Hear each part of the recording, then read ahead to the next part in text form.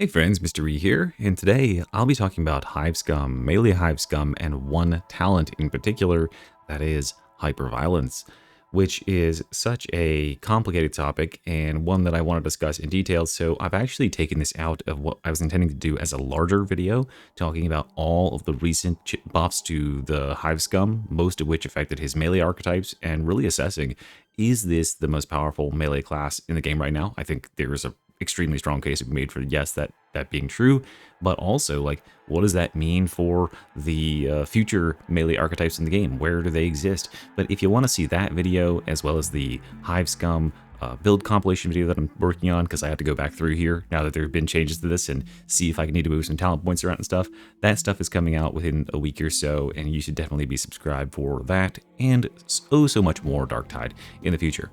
Now let's get back to the topic for today, which is hyperviolence. Let's quickly explain and demonstrate what this actually does so that we can have a discussion, everybody to be on the same page.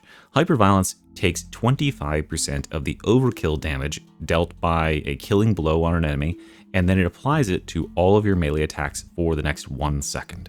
So really easy way to see this is in practice here in the game. I've got my ogre in here. If I give him a stab in the belly, he's going to take 129, right?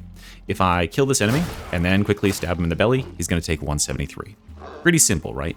The really important part here is that you can actually carry over multiple times and get stacking, increased stacking damage.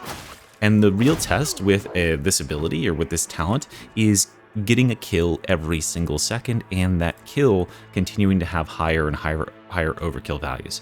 So the really important part of hyperviolence is the fact that this ability can roll over. It can continually increase its buff and allow you to hit some really insane numbers. It's just down to your rate of killing. So let me go ahead and take you to the demonstration here, or like the explainer here, and show you exactly how that works mathematically.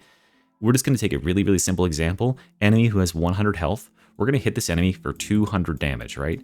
And this is going to overkill them by 100 damage. So then this 100 damage, this is your overkill value. It's cut in fourths, or it's cut in a quarter by 25%, and we are going to be given 25 additional damage to our next attack. So we come up on the same enemy or same type of enemy again, and this time we're going to hit him for 225, right? And then we are going to end up with minus 125, and then we're going to divide that by 4, so we're going to end up with I can't do math, but you know, you see where this is going, right? Like 31.25. And this is the sort of thing that allows this to get really carried away, plus all of the other buffs on the class. But this is the snowballing factor of hyperviolence here. And you can see, you know, if you understand like first grade math, how this is going to continue and wait, yeah, 231.5, etc. Yada, yada, yada. We would end up snowballing out of control and having some extremely high values on these attacks. Hopefully you saw in my little mathematics lecture there that this can certainly get a little bit carried away, right? You can add damage, and you can scale the amount of hyperviolence additive damage effectively infinitely, as long as you continue to kill with like insane frequency.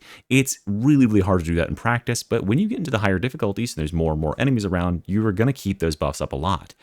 Now, you might think that that's pretty good, adding 100 or so damage to an attack, but you might still be on the fence. It's like, okay, yeah, 100 damage extra on attack, how big a deal is that really? Like, I'm here telling you, by the way, that this is the strongest melee node in the entire game, but it's only 100 extra damage. So how does that matter when you have a boss like this who has 50,000 HP on Auric or 100,000 on Havoc? Well, it all comes down to where this damage is added in the formula. And it is added right here. At the very first step of the formula, it is added in. So what we will see is effectively a light attack like this is dealing normally about 100, heavy attacks dealing about 200. If you add in 100 overkill damage onto this, you're going to take your light attacks and you're going to effectively double them. You're going to take your heavy attacks, you're going to do 1.5x on them, because this is added in at the base value. This is effectively the same as putting parentheses around your entire damage equation and adding it outside to multiply it, because it's just multiplying everything that will be considered from that point on. So to give a really easy practical demonstration of this weapon, right, it does about 100 damage on a light attack. Let's go ahead and use our Rampage and fish for a crit here. There you go, you got one immediately.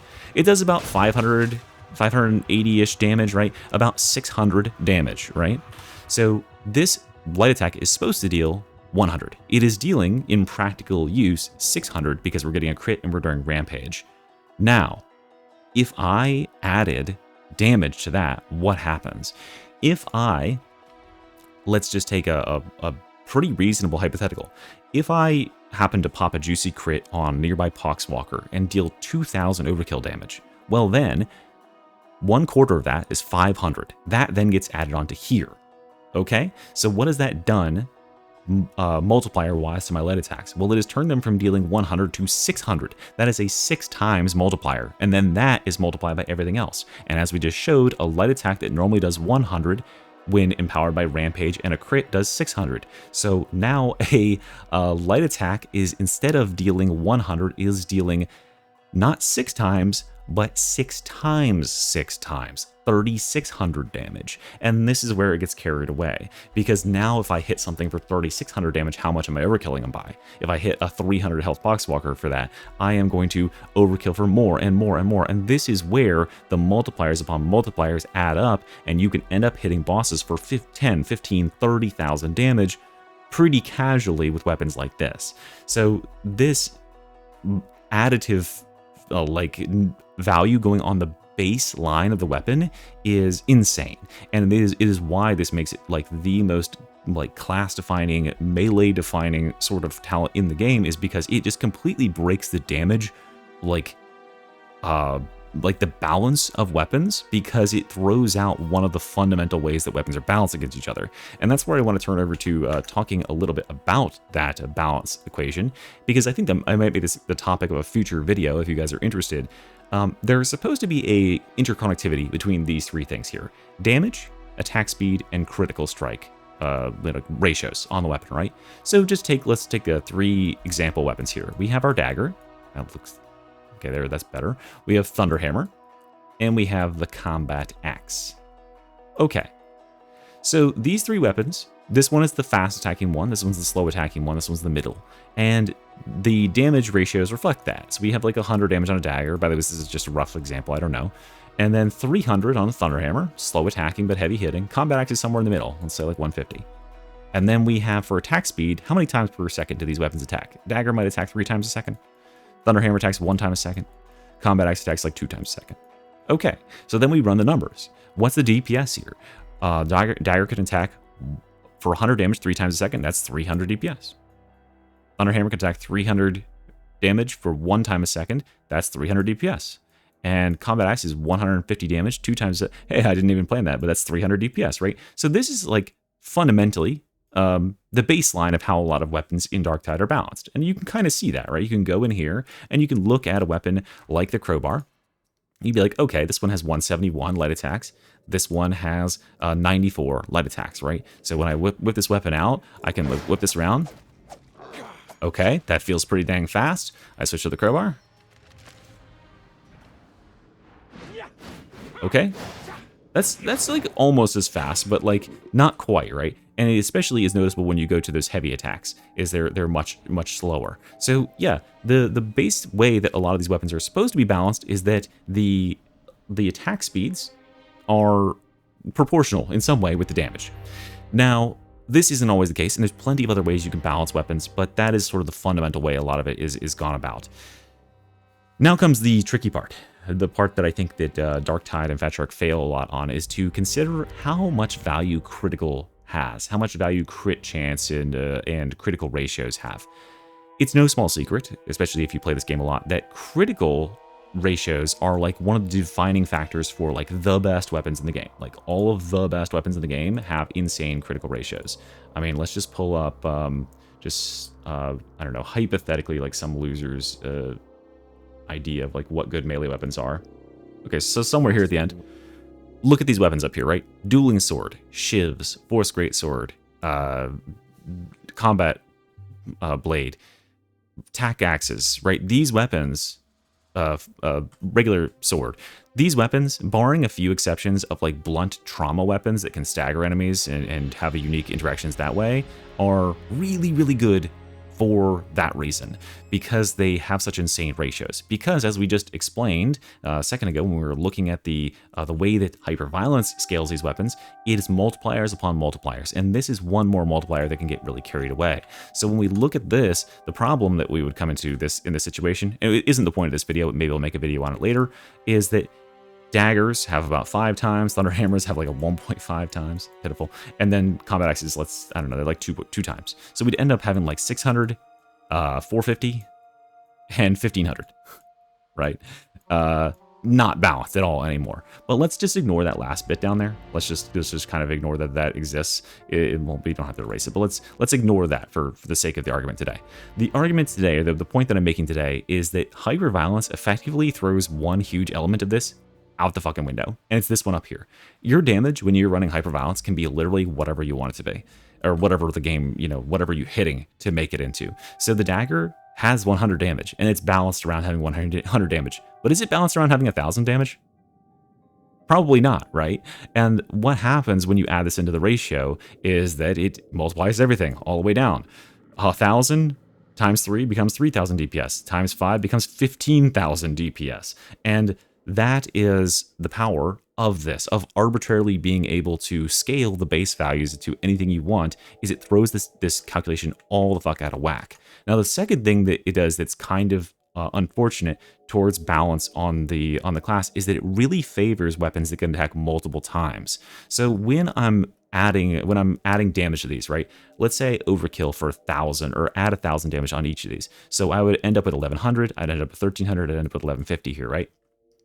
Which one of these weapons is going to get the biggest benefit out of that additional damage, even ignoring the critical ratio stuff? Well, the dagger gets to attack 3 times in that next 1 second while that buff is active. So he effectively ends up dealing 3,300 damage with that 1 second of buff. The Thunder Hammer only gets to attack 1 time during that time, so he ends up at 1,300 damage. He only gets that 1,000 extra damage. And the Combat Axe gets 2 times, so he ends up getting 2,000 extra damage. So the more times you can attack per second, the more times you can cash in on that buff. And that really matters when you're going into bosses, or like, non-dying targets instantly, because you'll kill a small enemy who's like right here, and then you'll have 1 second to hit this guy as many times as you can and carry that damage over.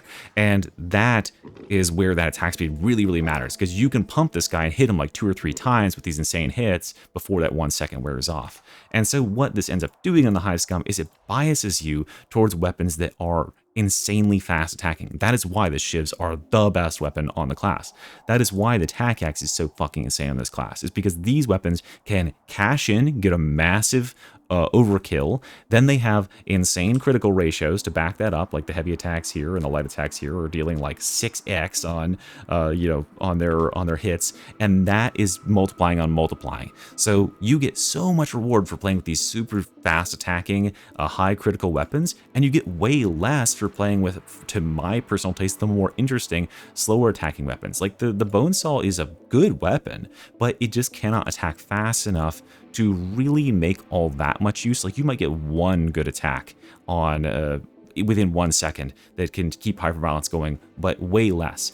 In order to get more, you'll need to scale your attack speed. And the crowbar is a big sufferer of this as well, because the crowbar, he's already lagging behind in this ratio category. This is another thing I want to make a video about, is talking about like the crowbar. I want the crowbar to get buffs, but one of the places where he's lacking is he's supposed to be compensated for having a slightly slower attack speed and, slower movement speed and stuff in general by having higher base values and higher stagger values and stuff, but he isn't compensated enough because he falls really far behind when we come to weak spots and critical hits, because you got the daggers out here doing 6x and he's only doing 3x, and that just kind of effectively prevents him from ever coming close to having parity with these insane powerhouse weapons. That, and he can't use hyperviolence as well as the daggers can.